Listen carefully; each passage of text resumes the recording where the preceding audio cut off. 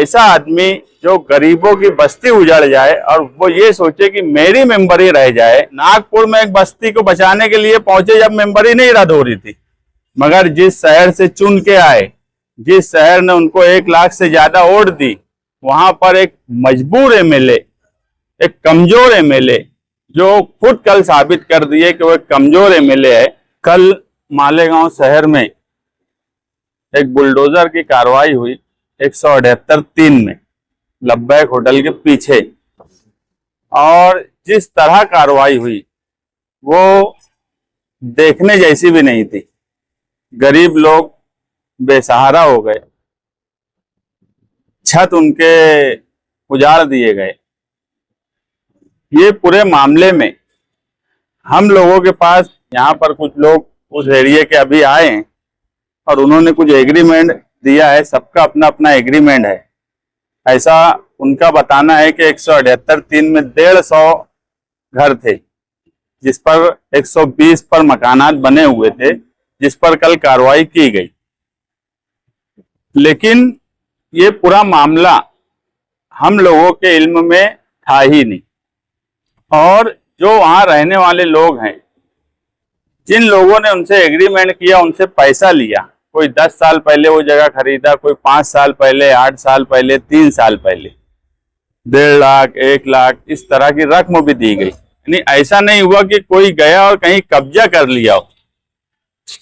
बाकायदा पैसा देकर, नोटरी बनाकर वो जगह पर इनका कब्जा था। इन्होंने अपना वहां घर बनाया, अपनी पूरी जमा पूंजी लगाकर आदमी घर बनाता है। और जो बीच के लोग थे, वो लोगों ने इनको भी धोखा दिया और शहर के जिम्मेदारों को भी धोखा दिया। कल मौजूदा एमएलए एक प्रेस कॉन्फ्रेंस लिए, उन्होंने ये कहा कि 3 महीने से उनको इल्म था कि मामला क्या चल रहा है। ऐसा उन्होंने प्रेस में बोला कि 3 महीने से ये मामला चल रहा है, और जो बीच के लोग हैं वो उनके कांटेक्ट में थे, मगर वो मजबूर एमएलए हैं। इस शहर को मजबूत एमएलए की जरूरत थी, मगर मजबूर एमएलए इस शहर को मिला, और वो खुद तस्लीम करते हैं कि मैं बहुत मजबूर एमएलए हूं, जो सिर्फ अपनी मेंबरी बचाने के लिए, जो बिल्कुल बेसर पैर की बात है, ना उनको कायदा समझता है, ना उनको कानून समझता है।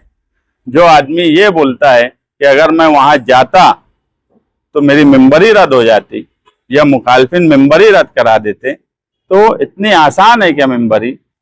दूसरी बात कि कारपोरेटर के ताल्लुक से जो एक बात बोली जाती है कि कोई अतिक्रमण अगर कहीं आया है और उसको रोकने की कोशिश कोई कारपोरेटर कर रहा है, तो उसके ऊपर मेंबरी रद्द का ऑब्जेक्शन लिया जा सकता। उसकी वजह है कि कारपोरेशन की मिल्कियत अगर कोई है और कारपोरेशन में कारपोरेटर कारपोरेशन का एक जिम्मेदार है और वो आर्थिक नुकसान कारपोरेशन का कर रहा है, ऐसा मतलब निकाला जाता है। इसलिए ये बात होती, कोई एमएलए के ऊपर आज तक अतिक्रमण को रोकने या अतिक्रमण कहीं आया है वहां जाने पर कोई मेंबरी रद्द हुई है या नोटिस भी आई है, ऐसा कभी नहीं हुआ।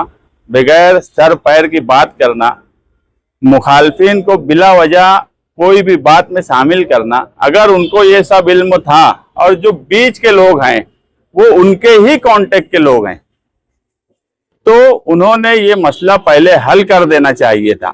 और एक एमएलए की हैसियत से अगर हाईकोर्ट का ऑर्डर हो भी गया था, तो एक एमएलए की हैसियत से वो उस वक्त डिपार्टमेंट को प्रोटोकॉल के हिसाब से एक बैठक बुला लेते सुबह कि गर्मी का बहुत वक्त है, 1-2 दिन का हमको वक्त दो, हमारी बात इस जानिब की सुनी नहीं गई, हम पीर के दिन कोर्ट में जाएंगे। वो बात कितनी मानते नहीं मानते ये उसके बाद की बात है, मगर कोशिश एक एमएलए की हैसियत से की जा सकती थी।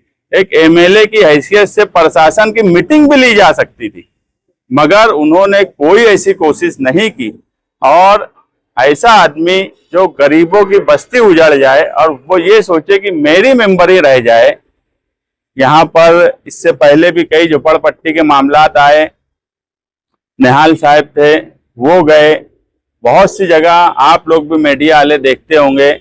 नागपुर में एक मामला हुआ था कोई बस्ती का, तुम लोगों को भी याद होगा, वीडियो आई थी, हमारे अजीज भाई होंगे तो उनको ही आई थी कि एक बस्ती को बचाने के लिए एमएलए साहब पहुंच गए थे। तो नागपुर में एक बस्ती को बचाने के लिए पहुंचे जब मेंबर ही नहीं रद्द हो रही थी, मगर जिस शहर से चुन के आए, जिस शहर ने उनको 1 लाख से ज्यादा वोट दी, वहां पर एक मजबूर एमएलए, एक कमजोर एमएलए, जो खुद कल साबित कर दिए कि वो एक कमजोर एमएलए है। यही वजह है कि मालेगांव शहर पे एक के बाद एक मुसीबत बढ़ती जा रही है और लोगों का कोई पुरसान हाल नहीं है। हमारे पास किला झोपड़पट्टी के लोग आए, किला के मामले में भी अव्वल दिन इन्होंने जाकर वहां बोल दिया था कि तुमको यहां से जाना है, सब अपना अपना इंतजाम कर लो।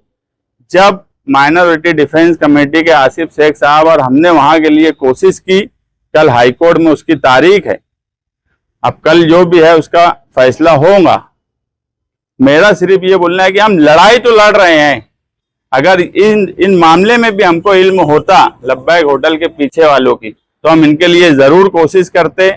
हम आगे, वहां सारे लोग गरीब हैं, अगर वो सब लोग मुश्तरका तौर पर उनके साथ जो भी धोखा किया हो, वो कितना भी बड़ा सेठ हो, कितने भी बड़े लोग हों, मगर अगर 150 खानदान के साथ किसी ने धोखा किया है और उनकी कानूनी मदद की बात आएंगी, तो हम माइनॉरिटी डिफेंस कमेटी की तरफ से फ्री में उनके लिए कोर्ट कचहरी हर काम इंशाअल्लाह आगे करेंगे, उनको उनका हक दिलाएंगे।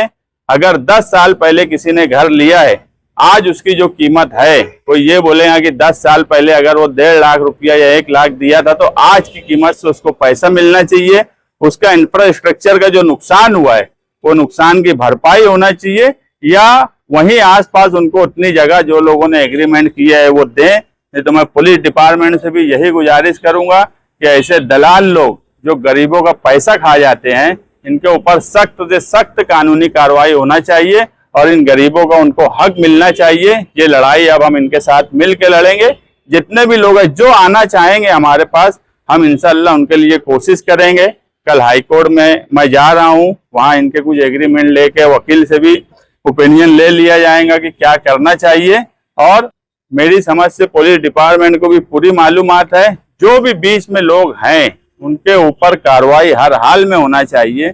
गरीबों का नुकसान करना ये मुनासिब बात नहीं है। एक इंसान अपना घर, अपनी सारी जमा पूंजी लगा के बनाता है, वो एक बहुत अमीर आदमी हो तो वो उसके साया निशान बनाएगा, गरीब आदमी उसके साया निशान बनाएगा, मगर अपनी पूरी जमा पूंजी लगाता है और उनका ऐसा नुकसान किया गया। और मौजूदा एमएलए जो है वो मजाक कर रहे हैं शहर के साथ, ऐसी ऐसी बात बोलते हैं कि जिसका कोई कहीं से कुछ भी समझ में नहीं आता कि वो चाहते क्या है, कि कार्रवाई हो जाना चाहते थे कि नहीं चाहते थे, उनकी कोई बात नहीं, मगर ये शहर में नुमाइंदगी के बिल्कुल उनको हक नहीं बचा है। और अगर इतनी ही मजबूरी है हर मामले में, एसआईटी का मामला, बांग्लादेशी का मामला, दूसरे कई मसाइल, अगर इतना ही मजबूर और कमजोर एमएलए है तो उनको इस्तीफा दे देना चाहिए, ताकि मालेगांव शहर के जरूरतमंद लोग, मालेगांव शहर की गरीब आवाम को एक मजबूत एमएलए इस शहर में मिले जो उनके हक के लिए लड़ सके। तो आप बता रहे थे, ये है नाम तुम्हारे पास है? सब नाम चल रहे हैं, ये लोग अभी कई नाम बताए, उसमें जर वाले फैमिली के कुछ लोगों के नाम आ रहे हैं, कुछ अलाउ बोल के, यानी कई लोग नाम है, एग्रीमेंट है, कुछ लोगों के पास बोलते पैसा रखा था। तो ये सारे मामला जो है, ये बीच के लोग पैसा खा जाना चाहते थे, इसलिए ये मसला नहीं हल करे। दूसरी बात ये कि वो जगह की कीमत दिखती बात है, 10 साल पहले अगर किसी को दी गई थी तो आज उसकी कीमत 4 पट 10 पट हो गई होंगी। तो ये बीच के लोग ही लालची लोग थे जिन्होंने कोई कोशिश नहीं की इनके साथ ईमानदारी से, इसलिए ये नौबत आई है।